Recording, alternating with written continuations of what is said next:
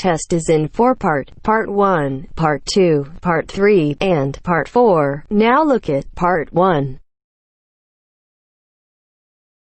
Now look at Part 1.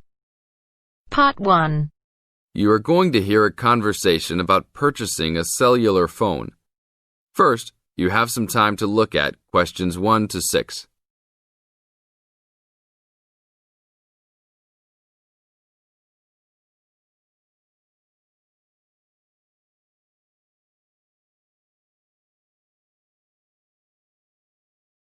Now listen to the tape and answer questions 1 to 6. Excuse me, can you give me some information about purchasing a cellular phone? Of course, my pleasure. We carry all sorts of phones, from the most basic phones to very sophisticated web-enabled phones. I will do my best to help you find a phone that suits your needs. Thanks. I'm looking for 2 cellular phones, one for me and one for my son. I think I won't need anything too sophisticated, just your basic phone functions. But maybe my son will like something with more functions. Sure, well, let's take a look. So you have no preferences at all? What about the size or colour? How about the brand? Well, I don't really care what brand the cell phone is, but I guess I don't want anything that's too big or too small. I want a phone that can fit nicely in my hand and in my pocket. If it's too big, it might be too heavy, and if it's too small, I might lose it. Colour, I don't really care about either. Well, I don't want a pink phone. Ah, OK, so let's look for something suitable for a working person. How about this one? This one is the R55. It is black, not too big, not too small, all the usual functions. The best feature of the R55 is that it can be used worldwide, even in Europe or Asia. It looks good. How much does it cost? It is only $100. If you sign up for a calling plan, then we will give you a $50 discount on the phone. How old is this model, though?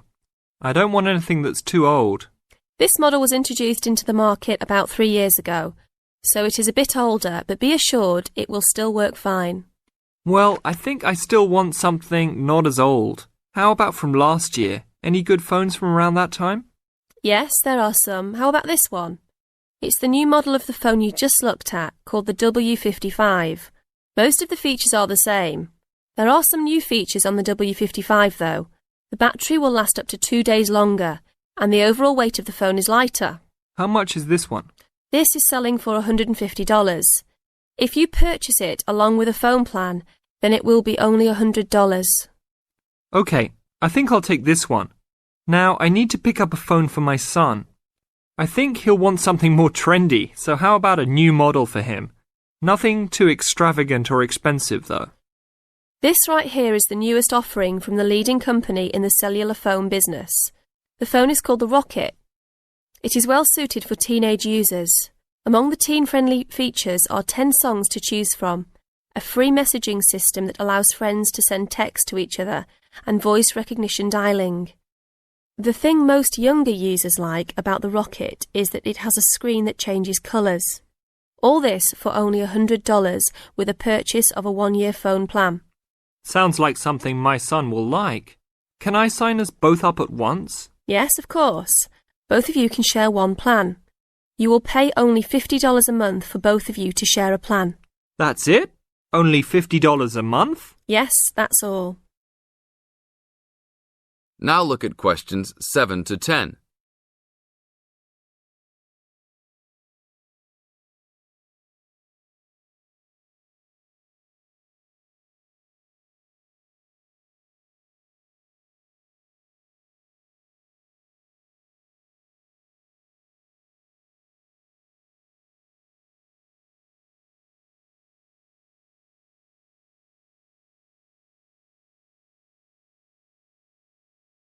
Now listen to the tape and answer questions 7 to 10.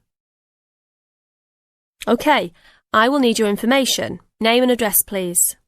Richard Derek Jones. What's your profession? I'm an engineer. Address, please. 322 First Street, San Francisco, California. And phone number, please. 621-360-7601. Oh, sorry, that's the wrong number. 621-360-7610. How many phones do you want activated onto your plan? 2 for now. Thank you very much. Your phones will be ready in a minute. That is the end of part 1. You now have half a minute to check your answers.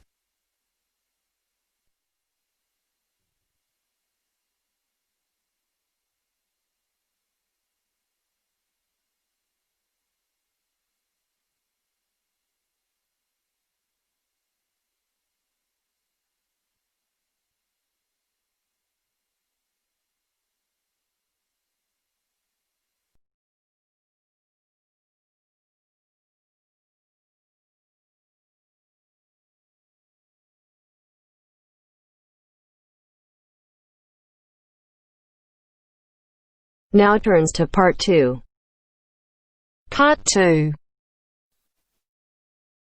You will hear a trainer giving a talk to people who want to learn outdoor survival skills. First, you have some time to look at questions 11 to 16.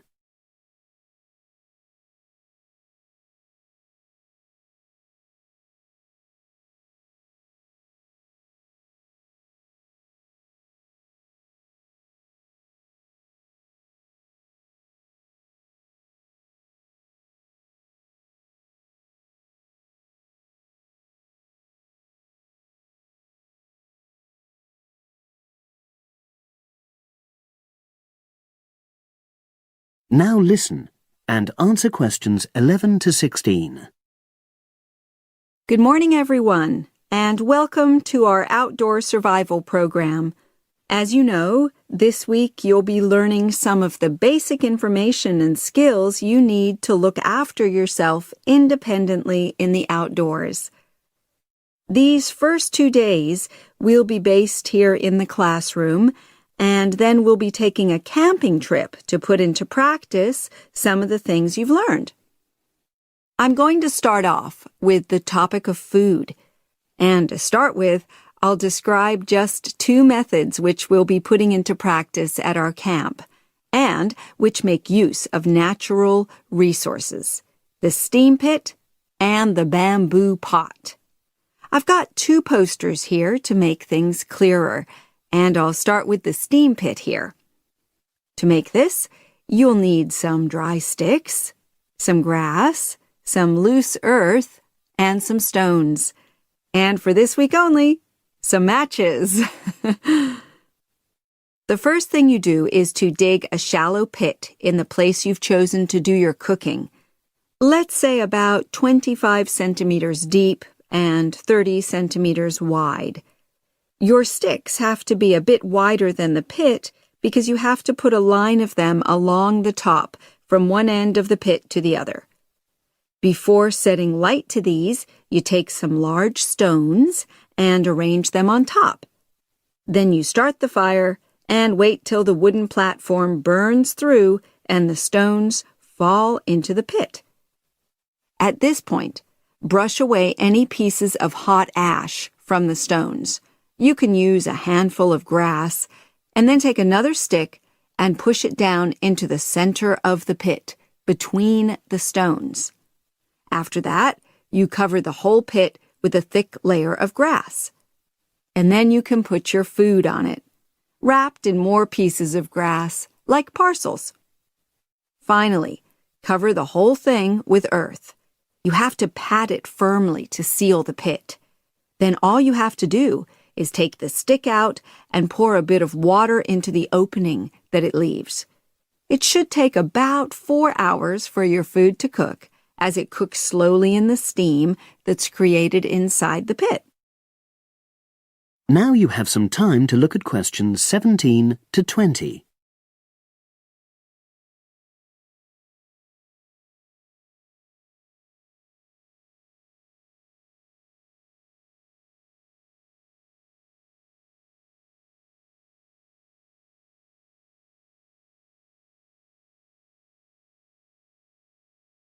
Now listen and answer questions 17 to 20. So, simple but effective. The other method you're going to practice this week is the bamboo oven. Now, the steam pit is ideal in certain conditions because the heat is below ground level. For example, if there's a strong wind and you're afraid a fire might spread. But when it's safe to have an open fire, you can use the bamboo oven method. You get a length of bamboo, which, as you probably know, is hollow and consists of a number of individual sections with a wall in between. You use a sharp stick to make a hole in each of the dividing walls apart from the end one. Then you lean the bamboo over a fire, with the top propped up by a forked stick and the bottom sitting on the ground. You pour enough water in the top to fill the bottom section, and then light a fire underneath that section to heat the water. Then you put your food inside the top section, and the steam coming up the bamboo through the holes you made cooks it. I'm going to move on now to food itself and talk about some of the wild plants you might cook. I'm going to begin with fungi. That's mushrooms and toadstools. I'm sure you'll be aware that some of these are edible and they're delicious, but some of them are highly poisonous. Now, whether they're poisonous or not, all fungi that you find in the wild should be cooked before eating, because that helps to destroy any compounds in them that might be mildly toxic.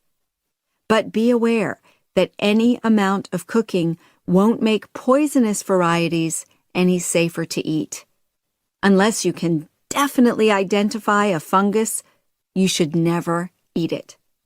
It's not worth the risk. And you need to be really sure, because some fungi that are poisonous are very similar in appearance to certain edible varieties. They can easily be mistaken for each other. So, having said all that, fungi are delicious when they're freshly picked, and although they are only moderately nutritious, they do contain minerals which the body needs. I'll move on now to leafy plants, which are generally... That is the end of part 2. You now have half a minute to check your answers.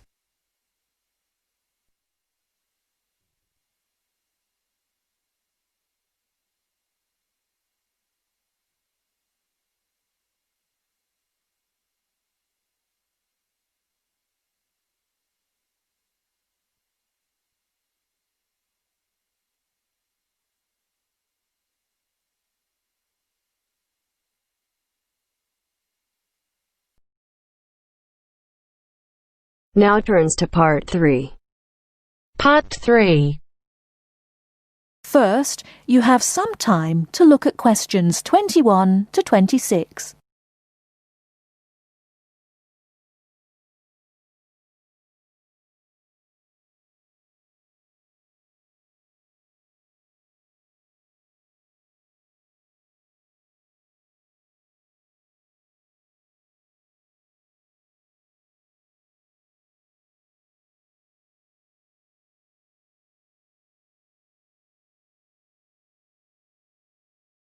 Now listen carefully and answer questions 21 to 26. So, what was it like in your school then, Lynn? Well, South African schools are very different from schools in Australia. For a start, children don't start their schooling until they are 7, quite a bit later than schools in Australia. What about New Zealand, Gail? We're more like Australia. I can't believe children don't go to school until they're 7. When do the parents get any free time? Well, there's still the availability of kindergartens or play schools. It's just that formal education doesn't start until later. I don't think it's such a good idea for children to have to be too academic at such a young age. They should be able to just enjoy themselves. Well, yeah, but the first school children go to isn't really very academic. It's just an opportunity for children to learn a few basic social skills by playing and learning with other children. Yes, I'd agree with that. I guess being so close, Australian and New Zealand schools must be similar then. Well, I suppose they do share a lot of similarities, but there are also some differences. For example, children in New Zealand go through intermediate school, but in Australia there's only high school. That's right, isn't it, Pat? Yeah, I think so. What about South Africa, Lynn? Do you have an intermediate or high school? Oh, high school. And now the difference between Australian and New Zealand education is that although both countries have state schools and private schools, our private schools are very often run by religious groups, whereas New Zealand schools are secular. That's not true. There are quite a few religious schools in New Zealand. Oh, okay, maybe we are similar. Only a few South African schools have any religious connection, so I guess we're different. Most people go to state schools. Pat, is it true that some people from your country don't have to go to school at all? Well, that's partly true. Because of the geography of Australia, there are a lot of children who do not have access to schools, at least on a regular basis. Instead, they have a form of correspondence education, where the lessons are actually on the radio and the students send their work in by post. That way they get a lot of what they would if they were in the classroom, apart from the interaction. In New Zealand, not all students have to go to school either. Some parents have opted for homeschooling. Oh, is that like correspondence teaching? We don't really have that. Well, we do have correspondence schools, but homeschooling is different. With homeschooling, the parents teach the children and set them homework. They have to present a syllabus to their local education authority before they can do that, but it is becoming a more popular choice for some parents. I suppose it also suits parents' own commitments. I mean, they don't have to worry about collecting their children from school, and they can always teach over the weekend or in the evening if they want to. Is the school day normally quite long then? Not in New Zealand, but I think it can be in Australia. Yeah, that's right. I think Australia is unusual in that there are extracurricular activities which you have to go to.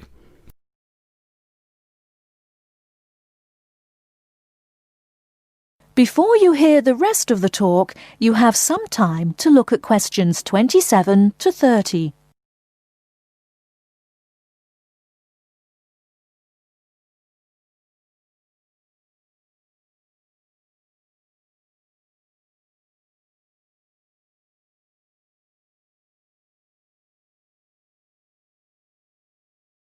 Now listen and answer questions 27 to 30. These are normally sport activities, but there are a few other options. We have activities after school for any student that is interested, but they aren't compulsory. What about in New Zealand, Gail? I had to do some sport every week. I didn't really like it, but it was part of the school day, so I guess that's not so bad. Anyway, I spent 2 years at boarding school, so things were a little different. Boarding school? What was that like? Well, the thing I remember most about it was the strict dress code. There were restrictions on everything. You had to wear a school uniform almost all of the time, and it had to be cleaned and ironed. The length of your skirt had to be no less than 1 inch above your knees when kneeling down. Sometimes we used to go out on school trips or just at weekends with a few friends, but whenever we were outside the school we had to wear a hat. There was one teacher who always used to give me extra homework because my socks weren't pulled up, and that was in the school late in the evening. I suppose it wasn't that bad, but at the time it felt like a prison. I kept getting into trouble for something. Most of the time I forgot something, normally my school badge. We had to wear that all the time, in the school and out, because it had our house colours on it. Wow, that doesn't sound like much fun. No, but it was a good education, I suppose.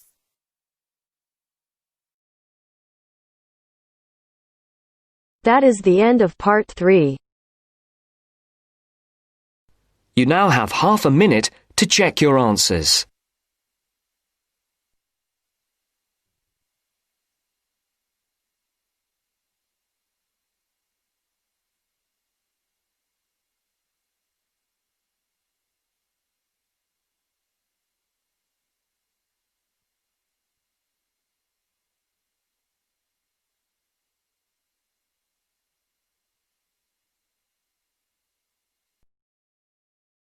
Now turns to part 4. Part 4. Going to hear a conversation between two students. They are talking about the English bars. As you listen, complete the notes below. First, you have some time to look at questions 31 to 40.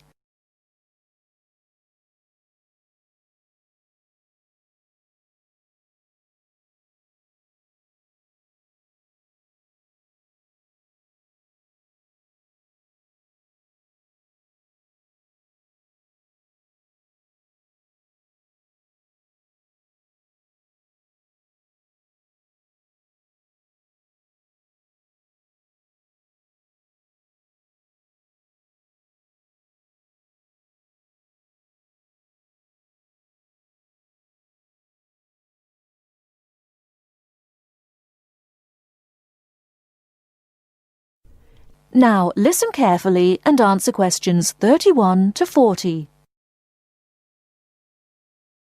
Kevin, could you tell me something about the bars? I have never been to a bar. You see, Steve, my classmate, has invited me to go to a bar tonight. I see. You know, the word bar means a room in a pub. We say the bar when we mean the part of that room where drinks are kept. Soon after you go into the pub, you'll realize that nobody comes to the tables to take orders or money. Instead, customers go to the bar to buy their drinks. I see. People will go to the bar directly to get their drinks and don't wait for someone to come to take their orders. That's right. People don't queue at the bar, but they do wait till it's their turn. Oh, how do I pay? I mean, do I pay directly after I get the drink, or do I have to wait till I'm ready to leave like I do in a restaurant? It's not the custom to pay for all your drinks when you're ready to leave. Instead, you pay at the bar each time you get drinks. It helps if you're ready to pay as soon as you're served, and you'll notice that many people wait with their money in their hands. I see. Do I have to give a tip? No, it's not the custom to give a tip. It's very common for friends to buy their drinks together in rounds. This means that each person takes a turn to buy drinks for everybody in the group. It's faster and easier, both for you and for the person serving, if drinks are bought in this way. Naturally, you don't have to have a drink in each round if you don't want one. That's interesting. When you're looking for somewhere to sit, remember that people have to leave their seats to get drinks, etc. So an empty seat may not in fact be available to you. If you're not sure whether a seat is free, ask someone sitting near it. When it's time for another drink, people usually take their glasses back to the bar to be filled again. If you're leaving, the friendly thing to do is to take your glasses back to the bar, thank the person who's been serving you, and say goodbye or good night. Thank you, Kevin. This helps me a lot. By the way, what kind of drinks are available in pubs? Well, you can get both alcoholic and non-alcoholic.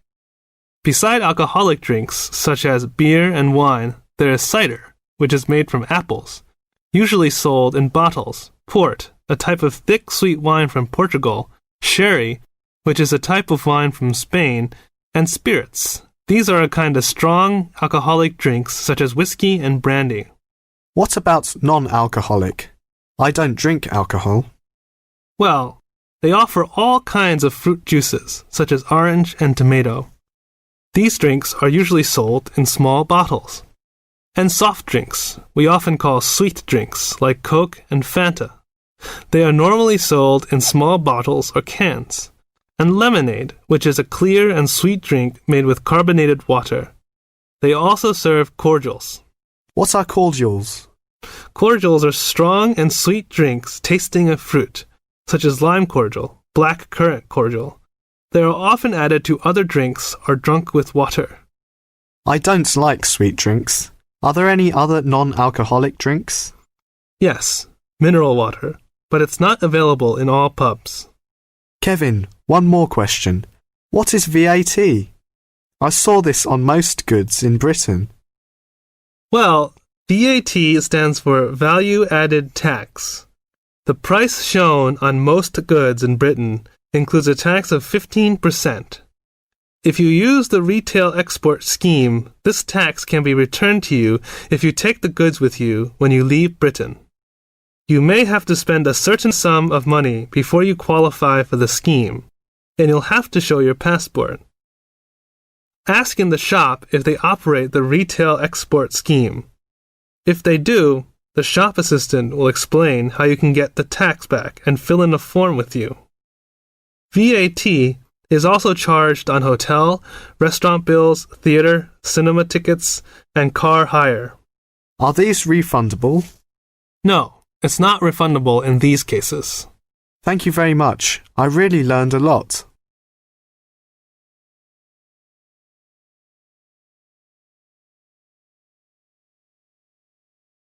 That is the end of part 4. You now have half a minute to check your answers.